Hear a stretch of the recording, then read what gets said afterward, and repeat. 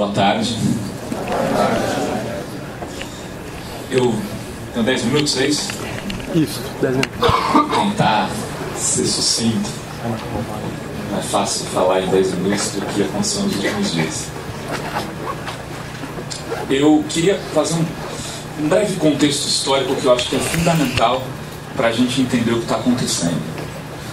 Há muito tempo, eu, Pablo, Sérgio Amadeu, algumas outras pessoas aqui em conversas temos repetido que nós estamos vivendo um momento de transição de uma sociedade industrial para uma sociedade informacional. Quer dizer, aqui no Brasil, mas fora do Brasil, tem centenas de outras pessoas dizendo isso. Esse é um contexto de enormes transformações em todos os aspectos. Em todos os aspectos. Fluxo de capitais, nas questões culturais, na forma como as pessoas se relacionam, na forma como a mídia, se conecta, como as pessoas se conectam com a mídia, como se relacionam com ela. Enfim, é um pouco parecido com o que ocorreu no momento da Revolução Industrial. O que aconteceu naquele momento? As pessoas deixaram de comer alface? Não, elas continuaram comendo alface. Só que elas passaram a comer alface, que também era fabricada por tratores. Junto com aquilo, teve a Revolução Francesa. Mudou-se uma série de comportamentos, a forma de estruturação total da sociedade, inclusive da lógica da política. A política se modificou completamente. Boa parte da sociedade absolutista caiu naquele momento. Foram criados outros modelos. Bom, desde 89 que a gente vive um novo ciclo. Tem um lado, um acontecimento histórico que todos nós conhecemos muito bem, que foi a queda do Muro de Berlim, que acabou com aquela dualidade de mundo objetiva, de um lado um bloco socialista, de outro lado um bloco capitalista, que organizava as coisas bem em dois lados. E, ao mesmo tempo, surgiu o www, uma invenção de um cara chamado Tim Berners-Lee, que mudou completamente a configuração das relações, onde as pessoas passaram a deixar de ter relações absolutamente mediadas por passar a ter relações onde elas podiam se conectar ponto a ponto sem mediação. Alguns lugares, em alguns processos, isso teve consequências muito rápidas. Por exemplo, na indústria da música. O que aconteceu com a indústria da música há coisa de 10 anos? As gravadoras, que eram as mediadoras, que eram as organizações intermediárias entre a música e você, foram sendo derrubadas e tentaram te criminalizar, chamar de pirata, tentaram te prender, tentaram fazer um monte de coisa por conta disso. Agora tem tido a mesma crise com as organizações midiáticas. Eles tentaram dizer que quem roubava conteúdo, jogava no Google, passava, era ladrão, era bandido, era pessoa que tinha que ser criminalizada. Agora essas crises estão chegando no campo da política. Então, esse movimento tem muito dessa expressão. Há uma crise das organizações intermediárias na política. Os partidos políticos hoje estão sendo questionados em todos os cantos do mundo. Não é só aqui. E já começou, talvez, muito antes do que a gente tenha pensado. Talvez um pouco no zapatismo, né, Pablo? Já tivesse um pouco essa crise colocada. O movimento zapatista era o questionamento disso tudo. Já de lá, com um debate acerca do que era a internet já servindo como um aparelho informacional daquele movimento para fora do México. Bom, a gente pode falar de Seattle. Foi em 99. Seattle é uma expressão daquilo. Bom, também pode falar de outros movimentos mais organizados, como o Fórum Social Mundial, que é uma nova internacional da sociedade civil naquele momento e que é organizado também um pouco na base desses questionamentos, com composições partidárias sim, mas não impedindo-as de participar no conjunto das organizações, etc. Eu queria fazer essa primeira análise, que eu acho fundamental para a gente entender um pedaço dessa história. Ou seja, as imagens que a gente está vendo hoje aqui, nas TVs, nos jornais, a gente já viu em outros lugares antes. Elas já vieram para cá, ou via internet, né, dos acontecimentos, por exemplo, de Paris, da periferia de Paris, de 2005, se não me engano, 2005, elas já foram vividas de outra... E aí, acho que tem que separar as perspectivas, e a gente vai chegar lá, mas de alguma forma, o 15M, de alguma forma, o Occupy Wall Street, enfim, as primaveras árabes, e eu tive a oportunidade de poder checar em loco no Egito o que aconteceu, porque estava lá no dia seguinte da queda do Mubarak, pude ir na Tunísia, pude checar em loco o que aconteceu. Quer dizer, tem muita semelhança assim com o que está acontecendo aqui. As pessoas estão indo às ruas e estão tomando as ruas, e no Brasil isso aconteceu a partir de um estopim, que foi o questionamento do aumento das passagens pelo movimento Passe Livre. Eu estou aqui fazendo um esforço danado para falar com vocês, porque eu estou morrendo de dor de cabeça. Mas enfim, do movimento Passe Livre. Bom, aí das ruas, a meu ver, é algo, eu não gosto dessa palavra, mas vou usá-la, inexorável. A partir de agora, os processos vão ter rede e ruas, rua e redes o tempo todo. As pessoas conseguem se organizar e conseguem fazer muito mais essas ações de rua do que antes. Antes elas precisavam de mediadores, elas precisavam ser organizadas por alguém, elas precisavam ou de um partido, ou de um veículo de comunicação, ou de quer que seja. Agora essas mediações já perderam esse papel. A partir daí eu quero fazer uma segunda parte da minha fala. Quer dizer o seguinte: o movimento nasceu de um jeito, e ontem ele estava de outro. E aí eu acho que a gente tem que fazer uma reflexão com responsabilidade histórica do processo que a gente está vivendo.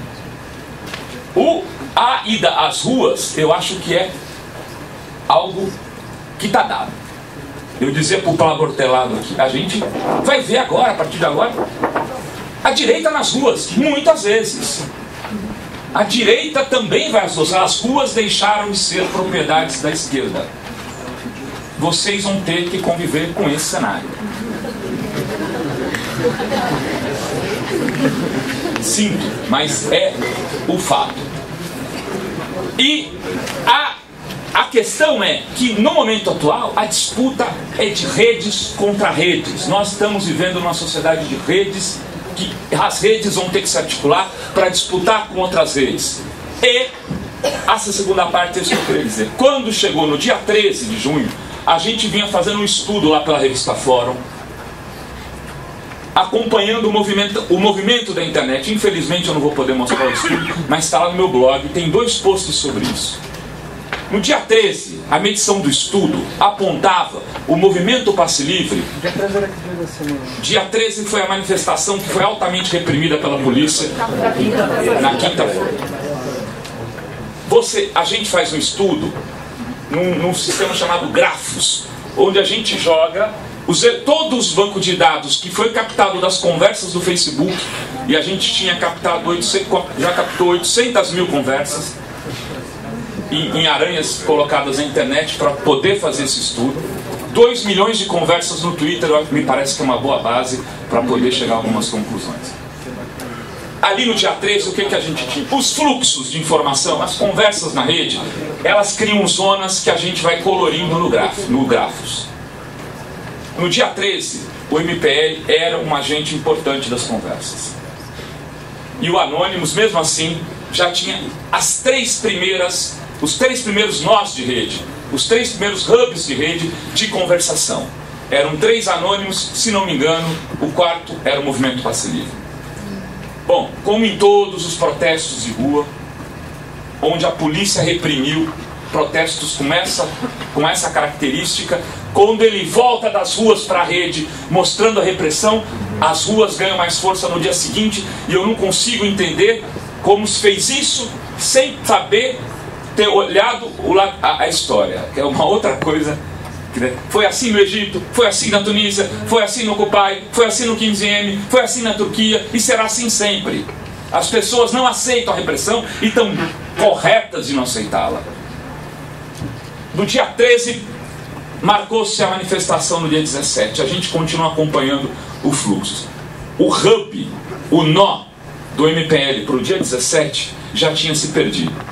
Ele tinha se tornado um nó menor dentro da rede na conversação. E entre os 10 nós de rede de conversa, já se tinha pelo menos uns 5 nós de páginas do Facebook altamente conservadoras que defendiam inclusive a ditadura militar. Então, e quem foi na manifestação no dia 17 verificou que esses grupos estavam organizados na marcha. Eles não eram a marcha, mas eles estavam organizados na marcha. Eles estavam disputando a marcha, eles estavam disputando a agenda, eles estavam disputando o conteúdo e eles estavam disputando a luta pela democracia ou não no Brasil. E eu acho que isso é um dado importante dessa conversa que a gente vai fazer aqui. No dia 18, quando a gente foi medir de novo, eles já tinham tomado conta da agenda das conversas dentro das redes sociais. E o MPL tinha se tornado quase um traço. Eu fui numa entrevista coletiva do MPL, a pergunta que eu fiz foi essa: não vos incomoda que vocês tenham perdido o controle da agenda nas redes sociais? Porque a gente tem um estudo, esse. Evidente, eles não tinham que... Estavam com os dados na mão e passaram a refletir a partir daquilo. Mas essa caracterização nos dá, então, a seguinte questão. O que aconteceu ontem foi produto de organização, de conversa, de convencimento, de disputa por parte de um grupo que está disputando o futuro do país. E que viu no movimento legítimo de ruas uma possibilidade de também ganhar as ruas e poder colocar sua agenda e poder colocar sua pauta e expulsar das ruas toda e qualquer pessoa que fosse à rua de camisa vermelha. Esse debate tem que ser feito. Nós temos que saudar o movimento, temos que dizer que as ruas são propriedades do povo, que a gente tem que ocupá-las a hora que achar que deve ocupar, que não tem esse papo furado de que rua ocupada causa problema para o trânsito e que não pode ser por causa disso. A rua tem que ser sim ocupada, é um direito legítimo, mas nesse momento ela também foi ocupada pela direita. O que cabe a nós fazer? Colocar a polícia para dar tiro na direita? Chamar o exército para coibir a direita? Não me parece uma solução democrática. A gente tem que disputar. A gente tem que disputar. Agora, disputar como? Indo à rua, sem se organizar, com umas bandeiras para tomar porrada? Não. Até porque esse pessoal é bem mais fortinho, cara.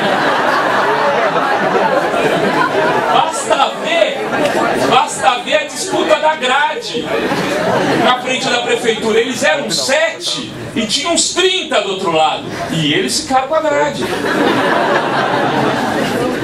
A gente tem que disputar se organizando como vocês estão fazendo aqui, conversando, discutindo, montando nossas redes e sabendo que a disputa é redes contra redes. É redes contra redes, é jovens contra jovens. São jovens imbecis que defendem a democracia? Não, que defendem a ditadura. E jovens inteligentes como vocês que defendem a democracia. Ou seja,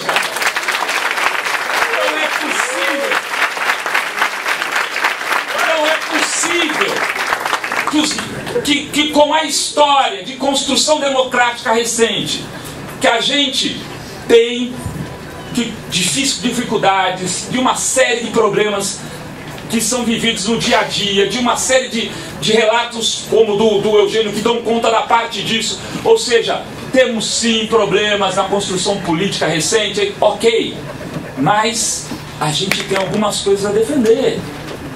A gente tem algumas coisas a defender. Eu acho que tem duas turmas da rua, para encerrar, pessoal. Tem a turma, já me disseram aqui que eu vou encerrar nos 10 minutos cravados. Tem a turma do Change e a turma do Avança. É a turma do Avança que a gente tem que organizar. É essa turma que a gente tem que começar a ver como fazer para dizer: nós somos a rua os primeiros, nós temos ido às ruas sempre, nós temos a nossa agenda, nós temos a nossa pauta, nós vamos lutar por ela e não vamos ficar a reboque da pauta de vocês, a reboque da agenda de vocês, fazendo o que vocês querem nas ruas e barbarizando em nome de um projeto que não nos interessa. Eu acho que é isso, companheiros, desculpa a empolgação, mas eu tenho certeza de que a gente indo às ruas, a gente ganha essa disputa, mas não é indo inocentemente e não é indo agora. É tomando cuidado, fazendo a conversa, batendo um papo e podendo ir depois para poder, de fato, enfrentar um debate que a gente vai ter que viver por muitos, muitos anos. É isso, obrigado.